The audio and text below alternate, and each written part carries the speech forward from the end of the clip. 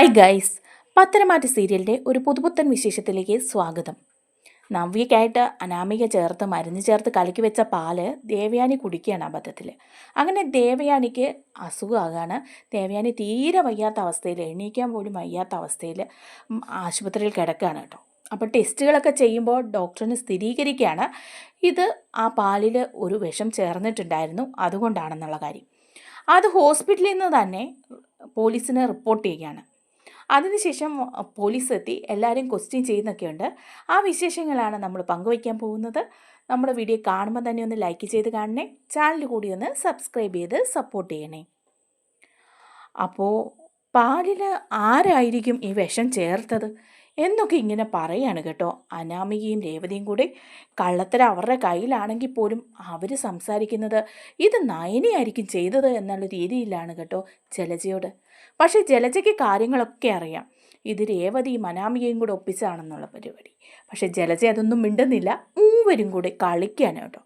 അപ്പം രേവതി പറയാണ്, എന്നാലും അതാരായിരിക്കും ആ പണി ചെയ്തത്? ഇപ്പോൾ റിപ്പോർട്ട് വന്നില്ലേ, പാലിൽ മാരകമായ വിഷമാണ് ചേർന്നത്, അതും ഒരു മരുന്ന്, അബോർഷനുള്ള മരുന്ന്. അപ്പോൾ അനാമിക പറയാ, അത് പിന്നെ ആരാ ചെയ്തതെന്നുള്ള കാര്യത്തിൽ എന്താ സംശയം? ആ നയനയായിരിക്കുമല്ലോ, അവളല്ലേ അവളുടെ ചേച്ചിക്ക് പാല് തിളപ്പിച്ച് കൊടുക്കുന്നത്. നൈസായിട്ട് പാലിൽ അത് ചേർത്തതാണെന്നുള്ളതിന് എന്താ സംശയം? അബദ്ധത്തിൽ അത് വെല്ലുമെടുത്ത് കുടിക്കുകയും ചെയ്തു. അപ്പോൾ ഉണ്ട് ജലജ പറയാണ്, അതെ അതെ, ആ കാര്യത്തിൽ ഏതായാലും സംശയമൊന്നുമില്ല, എന്തായാലും നയനയുടെ തലയിൽ തന്നെ ഇരിക്കും, അതോർത്ത് ആരും പേടിക്കുകയും വേണ്ട. അപ്പം രേവതി പറയാം, ഞങ്ങൾക്ക് എന്തിനാ പേടി, ഞങ്ങൾക്ക് എന്താ ആവശ്യം? നവ്യ നിങ്ങളുടെ മരുമോളല്ലേ, നയനയല്ലെങ്കിൽ പിന്നെ നിങ്ങൾക്കല്ലേ ആ കുഞ്ഞിനെ വേണ്ടാത്തത്? നിങ്ങൾക്ക് താല്പര്യക്കുറവല്ലായിരുന്നോ നവ്യോട്? അപ്പോഴേക്കും ജലജ പറയാണ്, ദേ രേവതി, വെറുതെ കിടന്ന് ഇരുട്ടത്ത് തപ്പരുതേ, കാര്യങ്ങളൊക്കെ ഏത് വഴിക്കാ പോകുന്നതെന്നുള്ളത് ഈ ജലജയ്ക്കും അറിയാം, ജലജയും കുറേ കളിയൊക്കെ കണ്ടിട്ടുള്ളതാ എന്ന് പറയാണ്. അതിനുശേഷം ഇവർ 3 പേരും കൂടി നവ്യയെ ഇളക്കി വിടുന്നുണ്ട് കേട്ടോ. എടി നവ്യേ, നിൻ്റെ കുഞ്ഞിനെ കളയാൻ വേണ്ടിയിട്ട് നിൻ്റെ അനിയത്തി നയന തന്നെയല്ലേ നിനക്ക് പാലിൽ വിഷം ചേർത്ത് തന്നത്? അല്ലെങ്കിൽ പിന്നെ ഇങ്ങനെ സംഭവിക്കില്ലല്ലോ. എന്നിട്ട് പാവ ഏടത്തി അത് കുടിച്ച് ഏടത്തിക്ക് ഇങ്ങനായി. നിൻ്റെ ഒരു യോഗം, നിനക്കൊന്നും പറ്റിയില്ല, ഏടത്തിക്കായി. നീ ഒന്ന് ഓർത്ത് നോക്കിക്കേ, ഇപ്പം ആ പാല് നീ കുടിച്ചിരുന്നെങ്കിൽ എന്താകുമായിരുന്നു നിൻ്റെ അവസ്ഥ? നിൻ്റെ വയറ്റിൽ കിടക്കുന്ന കുഞ്ഞും പോവില്ലായിരുന്നോ? നിൻ്റെ അനിയത്തി പക മനസ്സിൽ കൊണ്ട് നടക്കുന്നതാ. ഇപ്പം എന്തായിരുന്നു, 2 പേരും ചക്കര അടയല്ലായിരുന്നോ? ഇപ്പം തീർന്നില്ലേ? അപ്പോഴേക്കും നവ്യ പറയാണ്, ഇല്ല, നയനെ അങ്ങനെയൊന്നും ചെയ്യില്ല, അതെനിക്കറിയാം, നയനെ അങ്ങനെയുള്ള കാര്യങ്ങളൊന്നും ചെയ്യില്ല. അപ്പോൾ ജലജ പറയാണ്, നിൻ്റെ വിശ്വാസം അങ്ങനെയാണെങ്കിൽ അങ്ങനെ തന്നെ ഇരിക്കട്ടെ, പക്ഷെ ഞങ്ങളാരും അങ്ങനെയൊന്നും വിശ്വസിക്കുന്നില്ല കേട്ടോ. അപ്പോൾ നവ്യയ്ക്ക് സംശയം തോന്നുകയാണ് കേട്ടോ. നവ്യ അതിനുശേഷം നയനയോട് ചോദിക്കുന്നുണ്ട്, നയനെ, നീയാണോ പാലിൽ മരുന്ന് ചേർത്ത് വെച്ചത് എൻ്റെ കുഞ്ഞിനെ കളയാൻ? അപ്പോൾ നയന പറയാണ്, എന്താ നവ്യേച്ചി പറയുന്നത്? നവ്യേച്ചിയോട് അങ്ങനെ ഞാൻ ചെയ്യുമെന്ന് തോന്നുന്നുണ്ടോ ഇത്രയും നാളായിട്ട്? നവ്യേച്ചിയുടെ കുഞ്ഞെന്ന് പറഞ്ഞാൽ അതെൻ്റെ കുഞ്ഞല്ലേ, അതിനെ കളയാനായിട്ട് ഞാൻ മരുന്ന് തരുമെന്ന് നവ്യേച്ചിക്ക് തോന്നുന്നുണ്ടോ? ഇത് മറ്റാരോ ഇതിൻ്റെ ഇടയിൽ കളിക്കുന്നുണ്ട് നവ്യേച്ചി. അപ്പോഴേക്കും അനാമിക പറയാം, വേറെ ആരാടി കളിക്കുന്നത്? വേറെ ആരാ? പുറത്തുനിന്ന് വന്ന ആരെങ്കിലും? ഓ, അപ്പം അത് എൻ്റെ അമ്മയുടെ തലയിലായിരിക്കും അല്ലേ? നിനക്ക് അങ്ങനെ തോന്നിയെങ്കിൽ അങ്ങനെ തന്നെയായിരിക്കും. എന്താ എന്താ എന്ന് നമുക്കറിയാം, സത്യങ്ങളൊക്കെ തെളിയുമല്ലോ എന്ന് പറയാണ് അനാമിക. അതിനൊക്കെ ശേഷമാണ് ഹോസ്പിറ്റലുകാർ ഈ വിവരം പോലീസ് സ്റ്റേഷനിൽ റിപ്പോർട്ട് ചെയ്യാണ് കേട്ടോ. അതനുസരിച്ച് പോലീസ് തെളിവെടുക്കാനായിട്ട് ഹോസ്പിറ്റലിൽ തന്നെ എത്തുകയാണ് ചെയ്യുന്നത്. ഈ സമയത്ത് അവിടെ എല്ലാവരും ഉണ്ട് കേട്ടോ. ആദർശും നയനയും ജലജയും ജാനകിയും എല്ലാവരും ഉണ്ട്, അനാമികയും ഉണ്ട്, രേവതിയും ഉണ്ട്. അപ്പോഴേക്കും എസ് ഐ വന്നിട്ട് ചോദിക്കുകയാണ് കേട്ടോ, എന്താ ആരാ ഈ കാര്യം ചെയ്തത്? ദേവയാനി ആത്മഹത്യക്ക് ശ്രമിച്ചെന്നാണോ നിങ്ങൾ പറയുന്നത്?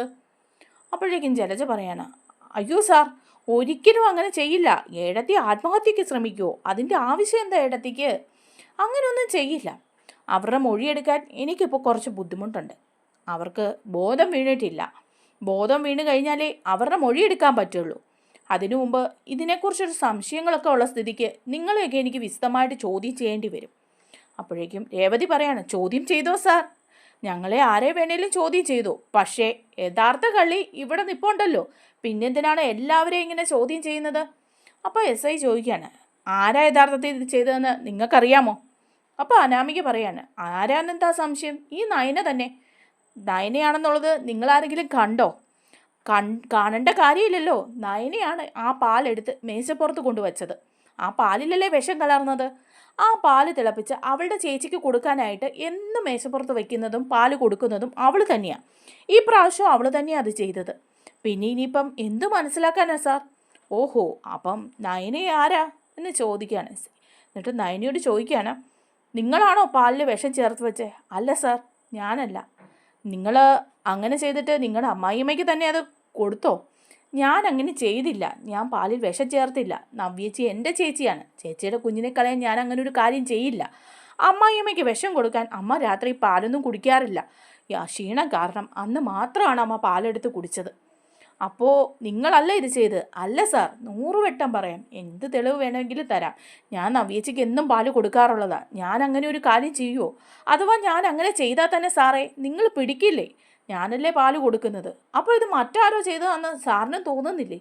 അപ്പോഴേക്കും ആദർശം പറയണം, അതെ സാർ, നയന അങ്ങനെയൊന്നും ചെയ്യില്ല. നയനയുടെ സ്വന്തം ചേച്ചിയാണ് നവ്യ. അങ്ങനെ നവ്യയ്ക്ക് ദോഷം വരുന്ന ഒരു കാര്യവും ചെയ്യില്ല. അങ്ങനെയുള്ളപ്പം നവ്യയ്ക്ക് പാലെന്നും നയന തന്നെ കൊടുക്കുമ്പം സംശയിക്കില്ലേ സാർ അങ്ങനെ ചെയ്താൽ? അതുകൊണ്ട് അവൾ അത് ചെയ്യാൻ തുനിയുമെന്ന് എനിക്കും തോന്നുന്നില്ല. അപ്പോഴേക്കും ഉടനെ SIയോട് പറയണേ രേവതി, പിന്നെ ആര് ചെയ്തെന്നാ സാർ? അവളല്ലെങ്കിൽ പിന്നെ ഞങ്ങൾ ആരെങ്കിലും ചെയ്തോ? ഞങ്ങൾക്ക് എന്തെങ്കിലും പ്രശ്നമുണ്ടോ ഇവരോട്? അപ്പോൾ SI ചോദിക്കുകയാണ്, അത് തന്നെയാണ് എനിക്കറിയേണ്ടത്. നിങ്ങൾ ആരെങ്കിലും ചെയ്തോ എന്നുള്ള കാര്യത്തിൽ. നയനയെ കുറ്റപ്പെടുത്താനും നയനയെ പ്രതിയാക്കാനും വേണ്ടിയിട്ട് നിങ്ങൾ ആരെങ്കിലും ചെയ്തതാണെങ്കിലോ? അല്ലെങ്കിൽ നവ്യയോട് ശത്രുതയുള്ള ആരെങ്കിലും ഇക്കൂട്ടത്തിലുണ്ടോ എന്ന് ചോദിക്കുമ്പം ജലജ അങ്ങ് വലിയാണ് കേട്ടോ. അപ്പോഴേക്കും ചോദിക്കും, എന്താ നിങ്ങൾ പുറകോട്ട് മാറിയത്? നിങ്ങളാരാ? ഞാൻ നവ്യയുടെ അമ്മായിയമ്മയാണ്. ഓ, നവ്യയുടെ അമ്മായിയമ്മയാണ്. അപ്പം നവ്യയോട് ശത്രുതയുള്ള ഒരാൾ ഈ കൂട്ടത്തിലുണ്ടല്ലേ? ഏയ്, എനിക്ക് ശത്രുതയൊന്നുമില്ല. നിങ്ങൾ തമ്മിൽ പ്രശ്നമൊന്നും ഉണ്ടാകാറില്ലേ? പ്രശ്നങ്ങളൊക്കെ ഉണ്ടായിരുന്നു, പക്ഷേ ഇപ്പം എല്ലാം പറഞ്ഞ് സോൾവായി. ഞങ്ങളെല്ലാം ഭയങ്കര സ്നേഹത്തിലായിരുന്നു സാർ. ഓഹോ, ഒറ്റ ദിവസം കൊണ്ടുണ്ടായി സ്നേഹം. അപ്പം നിങ്ങൾ തന്നെയായിരിക്കും പ്രതി. നിങ്ങളുടെ മരുമകൾക്ക് പാലിൽ വിഷം ചേർത്ത് നൽകാൻ നിങ്ങളായിരിക്കും ശ്രമിച്ചത്. ചോദിക്കാണ്, വേറെ ആരാന്ന് സാറ് കണ്ടുപിടിക്കണം സാർ. ഞാൻ എന്തിനാ വെറുതെ ഓരോ ഊഹാപോഹങ്ങളൊക്കെ പറയുന്നത്?